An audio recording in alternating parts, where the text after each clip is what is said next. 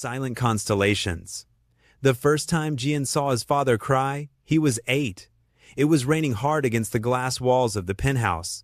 The city below smeared into streaks of silver and gold. His 4 younger siblings slept in a tangled pile of blankets in the living room. Exhausted after another long day at school and therapy session, Jian stood silently in the hallway, clutching the edge of the wall, watching the tallest man in the world crumble in front of a small wooden box. Their father never noticed him. 5 years earlier, the divorce announcement broke the business world before it reached the nursery. Mutual separation, the headlines read. Irreconcilable differences.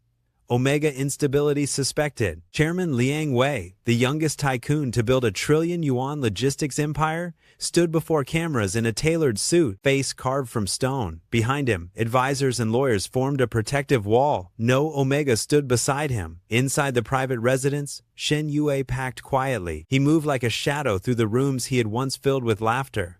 His scent, soft rain, and white tea barely lingered anymore. Pregnancy and grief had thinned him. 5 births in 8 years had carved hollows beneath his eyes. On table lay the divorce papers. A pen rested on top. Wei didn't come home that night, or the next. By the 3rd day, Shen Yue signed. He did not fight for wealth. He did not fight for property. He fought only for one line: custody. Custody. Primary guardian. Shen Yu. The lawyers scoffed. An Amiga with no voice. No family backing, no career. Impossible. Then Shen Yue slid a tablet across the table. On the screen, years of silent records. Photos, schedules, medical logs, therapy reports, handwritten notes scanned and dated. Every feeding, fever, nightmare milestone documented in obsessive detail. The children's world had always been him. The court ruled in his favor. Wei did not attend. Present. The box in Wei's hands contained 5 worn items: a tiny knit sock, a cracked teething ring, a paper star, a broken hair clip, and a faded card with uneven handwriting. To Baba, we love you, big sky. He had kept them hidden, as if love were contraband. Now they lay in his palms like accusations. I was wrong, he whispered to the empty room. Rain answered. Shen Yue's company began in a single rented storefront. No investors, no name recognition, no voice, only skill. He had always communicated with his hands, fast, precise, expressive. As an Amiga raised in silence, he learned early that survival meant observation, detail, anticipation.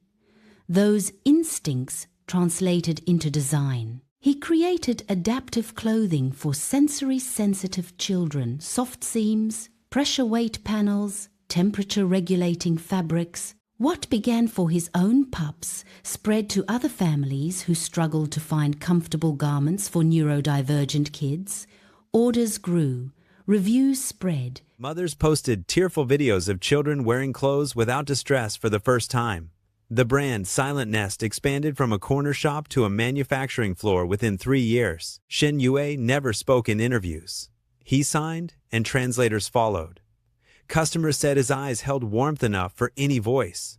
He never mentioned his ex-husband. Wei first saw the brand name on a quarterly market report. Silent Nest, fastest-growing adaptive apparel company in East Asia. He read the founder profile twice. Then a 3rd time. Then he canceled his afternoon meetings. Silent Nest flagship store smelled faintly of cotton and lavender. Wei stepped inside like a trespasser. Children laughed among display pods shaped like cocoons. Staff moved gently, speaking softly, some signing to customers.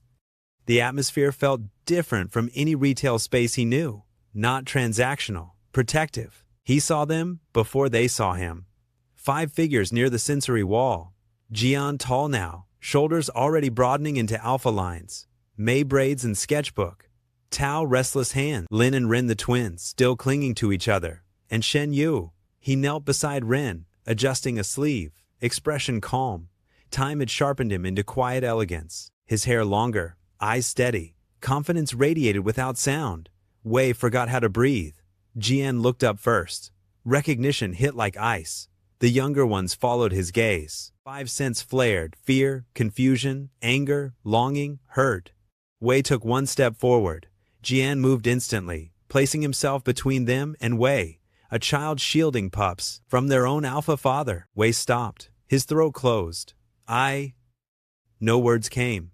Shen Yue rose slowly. Their eyes met across years of absence. Wei expected hatred. He found something worse: distance. Shen Yue's expression held no trembling, no desperation, only composure, the kind forged after surviving alone. He signed to Jian. Jian's jaw tightened. "He can talk," he said coldly. Wei flinched. Shen Yue shook his head gently, signed again. Jian translated, voice flat. "You may greet them. Briefly. Permission. From the Omega he once discarded." Wei bowed his head before he realized he was doing it. "Hello," he said, voice rough. I'm your father." Lin hid behind Ren. Mei stared at the floor. Tao's hands trembled. Only Jian held eye contact, fury burning. "You lost that title?" Jian said. Wei accepted the blow. "I know." Silence stretched. Finally, Wei sank to his knees. In the middle of the store, customers turned. Staff froze. Cameras lifted. The tycoon bowed until his forehead touched the floor. "I was wrong," he said hoarsely. "I believed a lie. I abandoned you. I abandoned him." His voice broke. "There is no excuse." The children stared, stunned. Jian's anger faltered, replaced by something raw and unfamiliar. Wei did not rise. "I do not ask forgiveness, only the chance to prove I can change." He lifted his head slightly, eyes wet. "If you refuse me, I will accept it, but I will still remain, however far, however long." He looked at Shen Yue. "I failed you most of all." The store held its breath. Shen Yue watched him for a long moment. Then he stepped forward. Wei's heart slammed. Shen Yue raised his hands. "Sign," Jian translated, voice unsteady. "You taught me the most valuable lesson of my life." Wei's chest tightened. Shen Yue continued. "I learned I am not someone who can be discarded." Wei's eyes closed. "I learned my worth does not depend on an alpha's belief." Tears slid down Wei's face. "I built a world where my children never doubt they are chosen." Shen Yue's gaze softened just slightly. "And you will never again have the power to take that from them." The boundaries settled like stone. Not rejection, not acceptance. Truth. Shen Yue turned to the pups, signing gently. Jian swallowed. "He may visit. Sometimes. If we want." Mei stepped forward. She studied Wei's face with cautious curiosity. "Do you really remember my birthday?" Wei nodded immediately. "4th day of rain month. You loved the sky lantern cake." Her eyes widened. Tao edged closer. "Did you keep my robot?" Wei reached into his coat pocket. A small, battered toy emerged. Tao gasped. Lin and Rin peeked out. Jian watched everything, conflicted. Wei did not reach for them, did not invade. He simply held out the toy, palms open. Choice. Rin took one hesitant step, then another. 5 minutes later, the twins were clutching his sleeves, crying without understanding why. Wei held them like fragile miracles. Across the circle, Shen Yue stood with Jian and Mei, watching. Jian murmured, "You're not taking him back." It wasn't a question. Shen Yue's eyes rested on Wei kneeling, weeping, surrounded by pups. He shook his head. "No." Jian exhaled, relief loosening years of tension. "But," Jian hesitated. "You still..." Shen Yue looked at Wei again. Once, love had been dependence. Now it was clarity. He signed slowly. Jian read, voice quiet. "Love does not mean returning to where you were broken." Wei heard. He bowed his head in acceptance. Shen Yue continued signing. "And growth does not erase consequence." Wei whispered, "I know." Shen Yue's final signs were gentle as falling snow. "You may become better. They may love you. That is yours to earn." He placed a hand over his own heart. "But I am no longer yours." Wei closed his eyes. Pain, relief, respect, all at once. He bowed deeply to the Omega who had surpassed him, to the father he had failed to be, to the family he would now spend the rest of his life trying to deserve. Years later, industry magazines would call them rival titans. Liang Logistics, Silent Nest, They never mentioned the shared surname of 5 heirs. At school events, an Omega founder and an Alpha chairman sat on opposite sides of auditoriums, applauding the same children. They spoke rarely, but when they did, it was with the careful dignity of two people who had burned and survived and chosen different skies. At the center of both worlds ran 5 bright constellations, pups who knew beyond doubt they were never abandoned. They were chosen again and again, in silence, in truth, in love that no longer begged.